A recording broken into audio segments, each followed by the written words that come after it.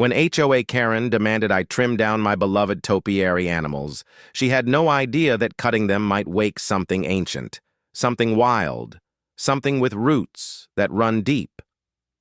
My garden has always been more than just a patch of grass and a few flower beds. It's a living, breathing work of art, a place where every branch, leaf, and vine has a story, and every topiary animal stands as a silent guardian over my little piece of the world. It started as a simple hobby, something to keep my mind and hands busy after my grandfather passed, leaving me this old Victorian house with its wild, untamed yard. He had always been a master gardener, his fingers green with the life of countless plants. And he taught me the art of shaping shrubs and hedges into majestic forms long before I could even spell topiary. I inherited his love for it, the patience it requires, the silent understanding between human and nature. And over the years, my garden became a lush, overgrown wonderland of carefully sculpted topiary animals. A proud bear with its broad, leafy shoulders towering near the back fence. A stag with impossibly intricate antlers twisted like the ancient roots of some forgotten tree. A wolf crouched low as if ready to spring at any intruder, and a towering lion, the king of my little jungle, its mane a dense tangle of evergreen leaves that catch the morning dew like tiny diamonds. The neighbors adore it. Most of them, anyway. I often catch kids from the street leaning over my fence, eyes wide with wonder as they whisper to each other about the living zoo at the corner house.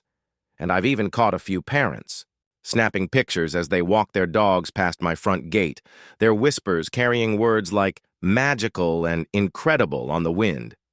But not everyone sees the charm, of course. Enter HOA Kerren, the self-proclaimed protector of order and uniformity, the queen of beige lawns and regulation hedges, a woman whose world is defined by straight lines and neatly trimmed edges, and who has taken it upon herself to restore order to our quaint little neighborhood, one unwelcome plant at a time. It started small, as these things often do, with a note slipped into my mailbox, folded so precisely it felt like a silent warning in itself. "Your yard violates several community guidelines," it read, each word sharp and cold as a January wind. "Please trim your hedges to regulation height and consider removing any non-conforming elements." I chuckled at first, thinking she couldn't possibly be serious. After all, my topiaries were works of art, carefully crafted over years, each twist and snip a testament to my grandfather's teachings, his legacy alive in every leaf and branch. But the notes kept coming, each one more aggressively worded than the last, demanding the removal or drastic trimming of my unsightly creations, until finally she appeared on my doorstep, her eyes narrow behind thick glasses, a clipboard clutched in her manicured hands like a weapon. She rattled off a list of infractions, her voice sharp as a hedge trimmer, her finger jabbing the air toward my beloved topiaries like a judge condemning a criminal. I tried to explain, to tell her about my grandfather, about the years I'd spent shaping each figure, about the joy they brought not just to me but to the entire neighborhood. But she wouldn't hear it. To her, my garden was a jungle of chaos in her carefully controlled world, a splash of color on her monochrome canvas, and she would not stand for it. I watched her leave, her heels clicking sharply down my front walk, her shadow slicing through, the sunlight like a blade, and for the first time, I felt a flicker of real anger. I had always been a patient person, a quiet observer of nature's slow, deliberate progress, but something about her smug, self-righteous tone, the way she dismissed my garden as an eyesore, lit a small, stubborn fire in my chest. That night, as the sun sank below the tree line, casting long shadows across my yard, I walked among my creations, my hand brushing over the rough textured leaves of the lion's mane, the smooth, tightly packed needles of the bear's back, and I whispered a silent promise to my grandfather's spirit. I would not cut them down. These weren't just plants, after all. They were guardians, protectors of my home, born from the same rich soil that had cradled my family for generations, and they would stand tall, no matter what HOA Kerren or her clipboard had to say about it. I didn't know it then. But in that moment, I had awakened something, not just in myself, but in the garden itself, something ancient and powerful, something that would soon remind Kerren, and anyone else who dared challenge it, that nature has a way of fighting back when provoked. As the days rolled by, the letters from Kerren became less like polite requests and more like ultimatums, her tone sharpening with each new demand as if my garden's stubborn defiance had become a personal insult. She started including threats of fines, each one more creatively worded than the last, until I had a small stack of them tucked into a kitchen drawer, each letter a tiny monument to her growing frustration. She demanded I trim the hedges to a more appropriate height, insisted the topiaries be reshaped into acceptable forms, or removed entirely, and even included a copy of the HOA's landscaping guidelines, with the relevant sections aggressively highlighted in neon yellow, as if she believed sheer intensity of ink could bend me to her will. I almost admired her dedication, the sheer, relentless persistence with which she attacked my little green kingdom, as if each finely sculpted leaf and branch was a personal affront to her carefully curated vision of suburban order. Then one particularly bright Saturday morning, just as the first rays of sun crept over the fence line, I heard the unmistakable crunch of gravel underfoot and looked out to see Kerren striding up my walkway, a landscaper in tow, his tools clinking ominously, in a canvas bag slung over his shoulder. She hadn't even bothered with a letter this time. This was a full-scale invasion, a blitzkrieg of regulation and rigid control, her jaw set with the grim determination of a general marching into battle. She jabbed a perfectly manicured finger at my lion, its leafy mane rustling gently in the morning breeze, and began barking orders at the bewildered landscaper, her words sharp as the blades of his hedge trimmers. I stepped out onto the porch, my shadow stretching long across the dew-soaked grass, and met her glare with a calm I didn't quite feel, my heart pounding with the quiet, simmering rage of someone who has finally had enough. I told her firmly, my voice carrying through the crisp morning air, that my topiaries weren't just decorative shrubbery. They were protectors, guardians of the garden, each one shaped with care and love, and I would not see them hacked apart by someone who couldn't tell a hawthorn from a holly. She scoffed, her lips curling into a thin, humorless line, and launched into a rehearsed tirade about property values and community standards, her words dripping with contempt, as if the very sight of my garden offended her senses. The landscaper shifted uncomfortably, clearly unsure whether to proceed, his eyes flicking between my determined stance and Kerren's cold, unyielding gaze, and for a long, tense moment, the three of us stood frozen in the morning light. The only sound the soft rustle of leaves as a gentle breeze whispered through the branches of my beloved topiaries. Then, perhaps sensing that she had pushed too far, Kerren let out a sharp, dismissive huff and spun on her heel, her heels clicking angrily against the stone path as she marched back to the street, the landscaper hurrying to keep up, his tools clinking like the chains of a prisoner being led to the gallows. I watched them go, my hands clenched into fists at my sides, my jaw tight with the effort of holding back the words that burned on the tip of my tongue, and as the sound of her angry footsteps faded into the distance, I turned back to my garden, my gaze lingering on the towering form of the lion, its mane catching the sunlight in 1,000 tiny glimmers of green. That night, as I sat by the window, the shadows outside seemed deeper, the air thicker, as if the very earth beneath my feet had tensed in anticipation, and as the wind picked up, rustling through the leaves with a low, guttural whisper,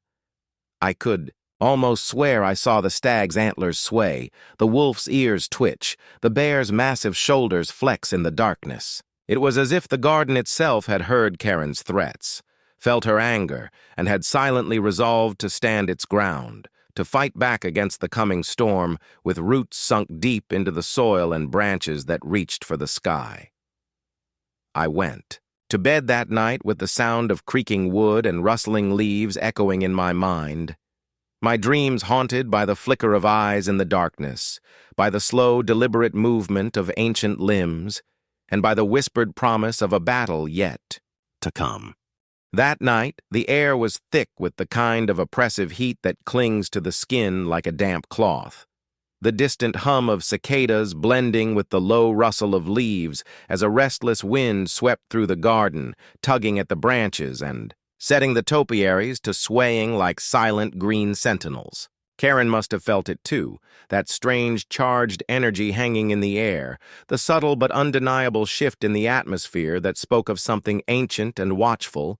because as the clock crept toward midnight,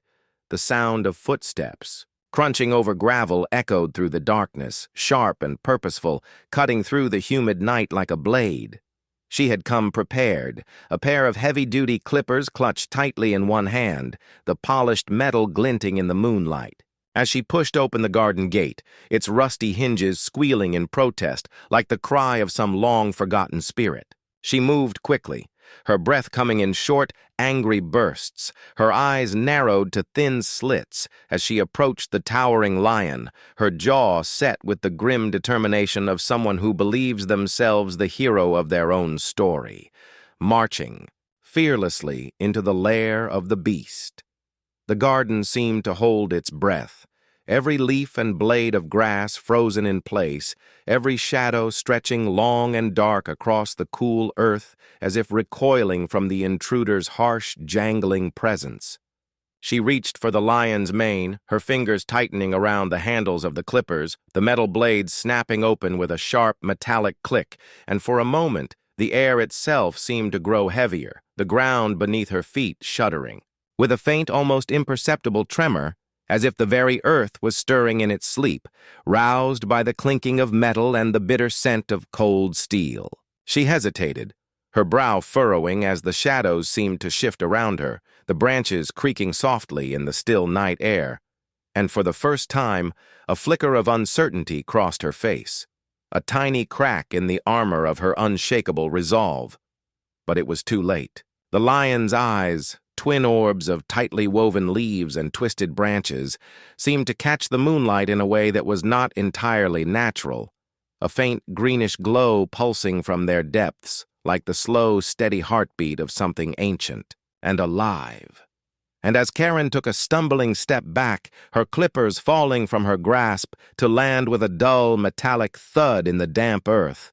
the garden came to life around her. The bear, its massive form looming over the back fence like a silent guardian, shifted its weight, the dense, tightly packed leaves rustling like the fur of some great slumbering beast, and the stag, its antlers stretching high above the fence line, twisted its head to follow her movements, the thick, woody branches groaning with the effort of sudden, unexpected motion. The wolf, crouched low near the garden's edge, bared its thorny teeth, its eyes gleaming with a predatory light as its leafy muscles tensed, coiled, and ready to spring, and the lion, the mighty king of my little jungle, straightened its broad, leafy shoulders, its mane rustling like the dry, crackling whisper of an ancient forest, the air around it shimmering with a faint greenish glow as its head slowly turned to fix Kerren, with a stare that cut through the darkness like the glint of a predator's eyes. She stumbled back, her breath coming in short, panicked gasps, her eyes wide with terror as the topiaries closed in around her, their branches reaching like claws, their shadows stretching long and dark across the moonlit ground. And as the wind picked up, rustling through the leaves with a low, guttural growl, she let out a strangled, terrified scream, her hands clawing at the air as if to ward off the creeping tendrils that seemed to reach for her from every direction, their sharp, thorny edges scraping against her skin like the touch of 100 tiny grasping fingers. She turned to run, her feet slipping in the damp grass, her breath coming in short, panicked bursts as the shadows closed in around her, the garden itself seeming to close ranks, its roots sinking deeper into the earth, its branches stretching higher into the sky, each twisted, gnarled limb reaching out like the grasping hand of some ancient, vengeful spirit. And as she reached the gate, her fingers scrabbling at the rusted metal latch, she felt a sharp, sudden pain in her ankle, a thick, twisted root curling around her leg like the grip of some unseen monster, its rough, bark-covered surface digging into her flesh as it pulled her down into the cool, damp earth, her scream echoing through the night like the cry of a hunted animal. The garden gate swung shut behind her, its rusty hinges screeching like the wail of a banshee, and the night fell silent once more, the only sound the soft rustling whisper of leaves in the breeze, the quiet, satisfied creak of branches settling back into place, and the slow, steady pulse of the earth itself, its ancient, primal heart beating in time with the quiet, rustling breath of the garden. By the time dawn broke over the horizon, casting long, golden rays across the dew-covered leaves, the garden had transformed, its once carefully pruned forms now towering, twisted monuments to ancient, untamed power. Each topiary bristling with life and intent, their branches stretching higher and broader, their roots sinking deeper into the cool, damp earth as if drawing strength from the very heartbeat of the world itself. The air hung thick and heavy, the soft, early morning mist clinging to every blade of grass, every twisted limb, and as the first curious neighbors peeked over their fences, rubbing the sleep from their eyes and blinking in stunned disbelief, the full extent of the garden's transformation became clear. The lion, its mane now a dense, tangled mass of dark, glossy leaves, loomed over the front path like a silent, watchful guardian, its eyes gleaming with a predatory intelligence that seemed to follow each flicker of movement, each whisper of the morning breeze. The stag, its antlers twisted into a jagged, crown-like spread of thorn-covered branches, stood tall and proud at the garden's edge, its head held high as if listening to the distant, echoing pulse of the earth itself, while the bear, its broad, leafy shoulders hunched in a posture of eternal vigilance, seemed to shift and creak with the faint rustle of unseen creatures moving through. The underbrush, its eyes dark and hollow, yet somehow alive with the same slow-burning fire that flickered in the depths of the lion's gaze. Even the wolf, crouched low near the back gate, its mouth open in a silent, leafy snarl, seemed to pulse with a barely contained energy, its shadow stretching long and dark across the damp grass, its branches flexing and tightening as if anticipating the hunt. And there, at the garden's farthest edge, half hidden by the twisting, intertwining branches of the newly awakened topiaries, lay Kerren, her once immaculate, carefully styled hair tangled with leaves and twigs, her eyes wide and unfocused, her hands clutched tightly to her chest, as if to ward off the creeping, grasping tendrils that had so thoroughly ensnared her. Her breath coming in short, ragged gasps as she rocked slowly back and forth, her lips moving in a silent, desperate litany of whispered pleas and half-forgotten prayers. The garden seemed to hold its breath, its every leaf and blade of grass trembling with the aftershocks of the night's terrible awakening, and as the first rays of sunlight crept over the fence line, casting long, twisted shadows across the cracked, uneven stone path, the air itself seemed to shudder. The ground beneath Kerren's trembling form vibrating with a deep, primal rhythm that resonated through the very bones of the earth. A slow, steady heartbeat that echoed through the tangled roots and twisted branches of the topiaries, pulsing, with the same dark, inexorable power that had drawn her into their grasp in the first place. Slowly, painfully, she raised her head, her eyes darting wildly from one twisted, towering form to the next, her mind struggling to make sense of the chaotic, surreal landscape that had once been my carefully tended garden, her breath catching in her throat as the lion's head slowly turned to meet her gaze, its eyes narrowing with a predatory focus that sent a fresh wave of terror coursing through her already shattered mind. She stumbled to her feet, her legs trembling, her hands shaking as she clawed her way free of the grasping leafy tendrils that clung to her clothes, her feet slipping and sliding on the damp, uneven ground as she staggered toward the garden gate. Her breath coming in short, panicked gasps, her mind reeling with the impossible, horrifying knowledge that she had awakened something ancient and powerful, something that had slumbered for centuries beneath the roots of the earth, waiting patiently for the right moment to rise up and reclaim its place in the world. She reached the gate, her fingers scrabbling desperately at the rusty, twisted latch, her heart hammering in her chest as the shadows closed in around her, the branches above her head creaking and groaning like the twisted, gnarled limbs of some ancient, vengeful forest.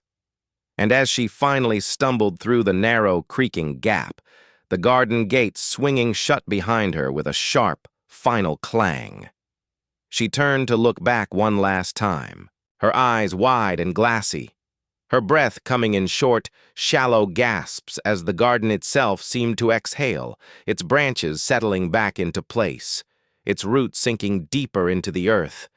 its leaves whispering softly in the cool morning breeze, as if sighing with satisfaction, their ancient primal hunger finally sated. Kerren stumbled down the sidewalk, her shoes slipping on the dew-slick pavement, her mind shattered, her soul scarred, her every step echoing through the quiet, sunlit morning like the desperate, panicked flight of a hunted animal.